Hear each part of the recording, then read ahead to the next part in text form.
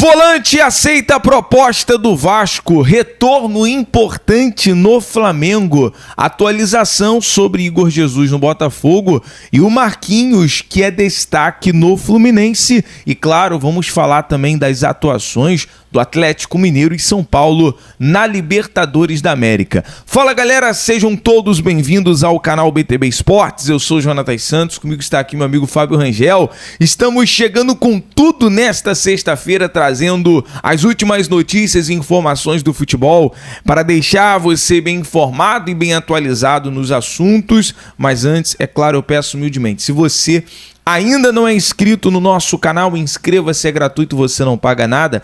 Lembrando que a sua inscrição ajuda muito o nosso trabalho e o crescimento do BTB Esportes. Galera, é importante também deixar o seu like, ele faz com que a plataforma do YouTube entenda que o nosso canal é relevante para as notícias e acaba recomendando os nossos vídeos para muitos apaixonados pelo futebol. Obrigado pela sua inscrição, obrigado pelo seu like. Sem enrolação, vamos aqui as informações, trazer uma notícia, segundo a repórter Raíssa Simplício, é que o Vasco terá uma reunião com Admar Lopes para o cargo de diretor executivo de futebol. Nós sabemos, Fábio, que depois da saída do Alexandre Matos, né, a demissão do Alexandre Matos, fica ainda um intervalo muito grande, o Vasco sem um diretor executivo de futebol. Está aí já com a janela em aberto, começou no dia 1º e vai até o dia 19 de abril. E a informação da Raiz que até as negociações com Admar Lopes, o português que está no Bordeaux da França, está avançando. Mas é um detalhe, né, uma lacuna a ser cumprida no Vasco. E é uma função no Vasco hoje, assim, complicada, porque a gente viu agora a saída do Alexandre Matos e há quem diga que ele não tinha autonomia dentro do Vasco. Sim. E olha, dá até para acreditar, porque a gente viu aí, agora a última coletiva que o presidente Pedrinho, ele deu, né? E você vê que tinha situações ali que ele perguntava, será que eu posso falar isso daqui? Será que eu não sei se eu posso falar? Cara, então dá para entender que realmente tem alguma coisa acontecendo lá por dentro do Vasco. Claro, o Vasco tem que ter esse profissional nessa função, mas ele tem que ter autonomia para poder trabalhar. Senão não tem como o camarada desenvolver. O Alexandre Matos era bom, infelizmente não deu certo no Vasco. E a informação que a Raíssa Simplício, ela deu até numa entrevista ao canal da torcida vascaína é o seguinte: o diretor executivo Admar Lopes terá uma terceira reunião com a 777 nos próximos dias e as conversas, a negociação estão avançando em relação ao cargo do diretor executivo. O Fabinho trouxe essa questão da entrevista do Pedrinho, até sobre o contrato com a 777, algo muito polêmico, né? Essa entrevista repercutiu muito. Jonathan, ele é o presidente do Vasco. A gente percebeu, todo mundo viu ele meio que acuado. Tipo assim, eu não sei se eu posso falar, ele é o presidente. Então imagina essa função aí. Então a gente acredita que realmente tem alguma coisa ali que tá travando ali. Pelo que nós vimos ali, ele tem, como presidente do Vasco, né, são 30%, né, do CRVG, os outros 70% pertence à SAF, mas o Pedrinho hoje ele tem aval para resolver as questões dos demais esportes, como Paralímpico, basquete, futsal. Nele a construção, o potencial construtivo de São Januário não tem essa autonomia em relação à contratação de jogadores, a definir cargo executivo no Vasco. É uma situação até muito polêmica. Então, é isso que eu tô falando. Então, se o presidente, a gente vê que ele tá meio enquadrado ali, você imagina então um gerente de futebol que tá abaixo.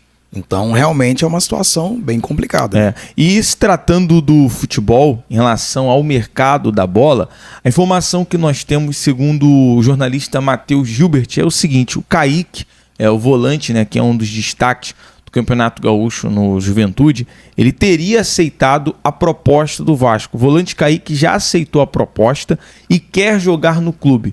O contrato longo e salário maior e a visibilidade pesaram bastante na decisão do jogador. É claro que o jogador ele aceitaria uma ótima oportunidade, como nós lemos aqui, de ter visibilidade, ter o seu futebol sendo visto. Agora a gente não sabe se a torcida, né, aprovaria a contratação do jogador. Exatamente. O Kaique já aceitou o Vasco, né? Agora tem que ver se a torcida do Vasco, que é o mais importante, né, vai aceitar ali a chegada do Kaique como volante do Vasco. O Ramon, ele quer um volante, mas eu não sei se esse é o volante que está à altura ali do que ele está querendo. E nessa janela agora de abril, né, do dia 1º ao dia 19, o mais interessante, Fábio, seria uma oportunidade de mercado. Sobre a proposta do Vasco em relação ao Kaique, a oferta é em definitivo com um contrato válido por 3 anos. A ideia é pagar R$2 milhões pela compra e a diretoria do clube de Caxias, do Juventude, pediu para esperar passar a final do Campeonato Gaúcho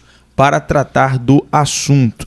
Às vezes tem aquele certo receio, um jogador vindo do, né, com todo respeito, vindo do Juventude e tal, vai jogar no Vasco.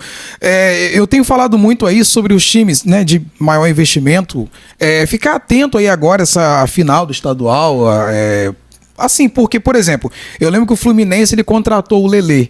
Ele tá arrebentando no Fluminense. Não, mas tá marcando seus gols, tá ajudando. Sim. E o Flamengo agora, né, contratou o Carlinhos, né, também, que foi muito bem pelo Nova Iguaçu. Então, às vezes, é um jogador que você traz e ele consegue se dar bem ali. Então, a gente fica na expectativa do jogador vir e dar certo no Vasco, né? Verdade. Agora, você falou da contratação do Carlinhos em relação ao Flamengo, trazendo aqui a notícia do Gerson, né? O Gerson está perto de voltar a jogar pelo Flamengo. Seria um retorno interessante e importante. A informação que nós temos é o seguinte: o Meia já não sente mais dores e tem a volta inicialmente marcada para o fim de abril ou início de maio, né? A volta do Gerson, portanto, aí sendo antecipada. O jogador faz uma espécie de pré-temporada para recuperar a forma física. E fica aquela pergunta, o Fábio, volta para ser titular? Rapaz, então, isso aí a gente pode perguntar aí o torcedor do Flamengo, que faz parte aqui do nosso canal BTB Esportes, né? Muitos torcedores do Flamengo se inscreveram essa semana no nosso canal. Rapaz, agora é o seguinte, o time do Flamengo, aquele time que jogou ali o Carioca, né? Que vem, né, muito bem. Rapaz, o time tá muito ajustado. Você vê que o Vinha veio para ser titular e o Tite manteve o Ayrton Lucas.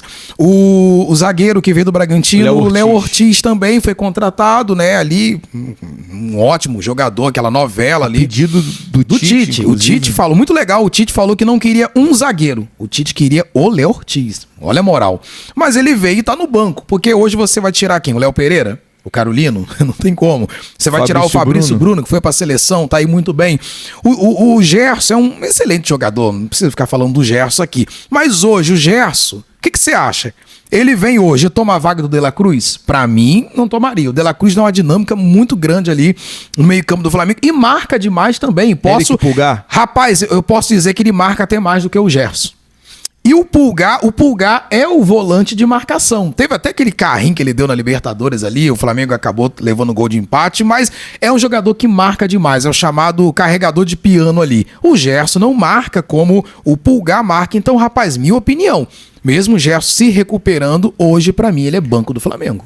Agora o que pesa a importância de ter um elenco, Fabinho, é que haverá a Copa América, né? Terão jogadores aí convocados para suas respectivas seleções. O De La Cruz é certo, né? Sua respectiva seleção. O De La Cruz, por exemplo, e ele vai ter oportunidade. Também, Pulgar também.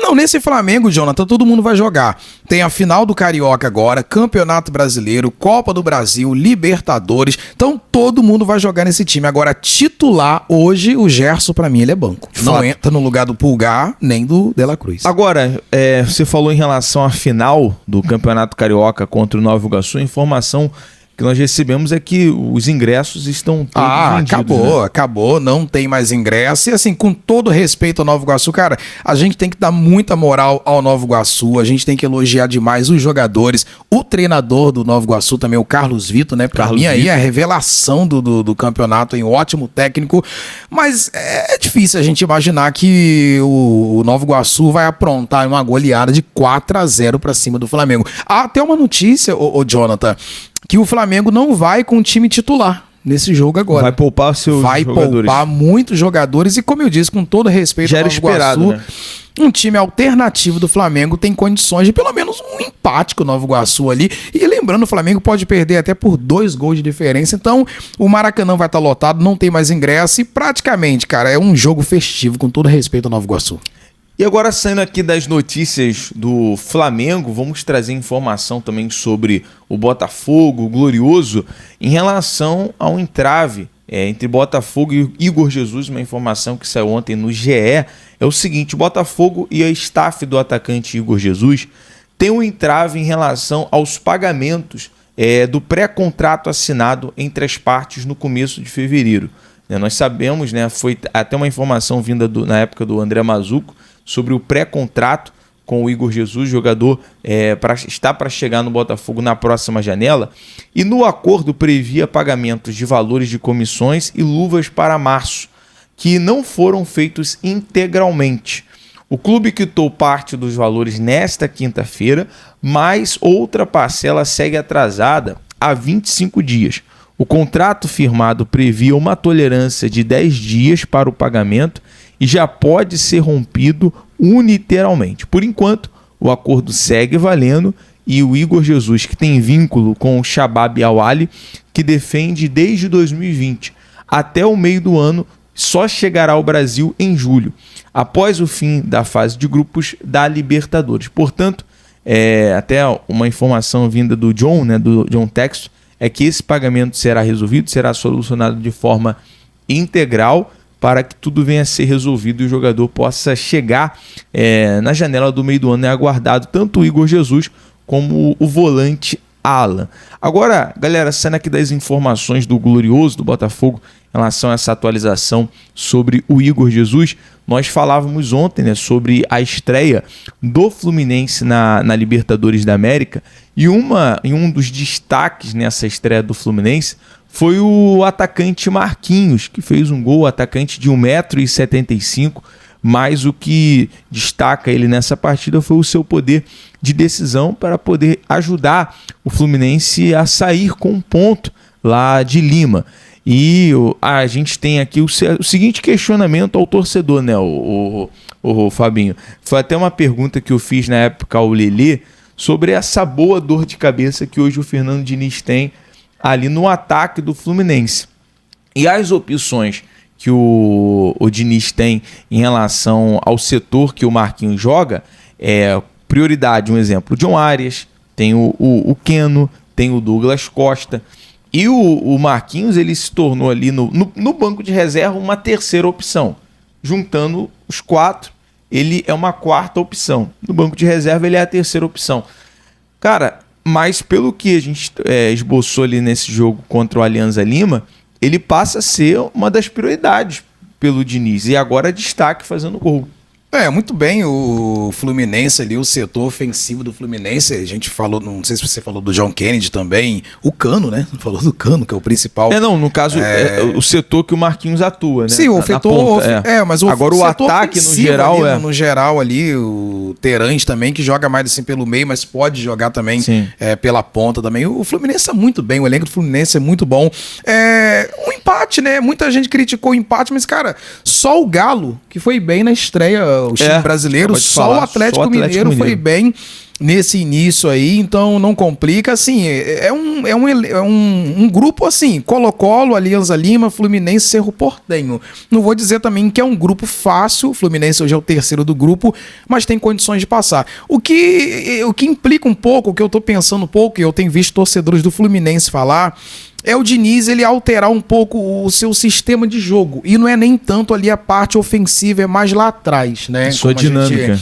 A dinâmica ali. Tem hora que tem que dar um chutão. Não tem problema nenhum você dar um chutão. Quantos gols a gente não tem aí no futebol brasileiro, no futebol europeu, que saiu de um chutão, um passe ali do goleiro. Então, a única questão no Fluminense é essa variação tática que parece que o Diniz não tem. Parece. Também não tô aqui...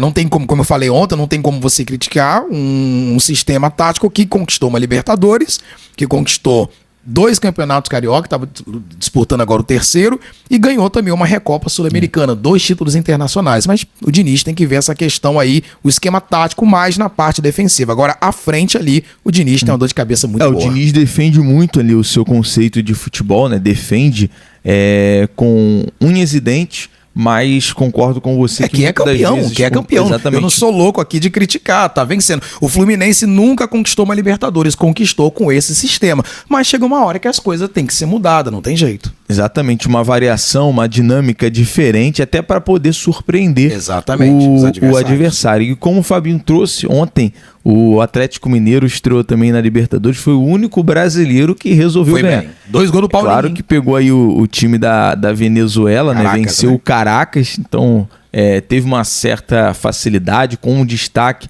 ali para o Paulinho, né? Paulinho, será que a torcida do Vasco tem saudade do Paulinho? Rapaz, ele foi o artilheiro do Campeonato Brasileiro, não foi isso? Se eu não me engano, o Paulinho, se eu não me engano, com 20 gols mais ou menos.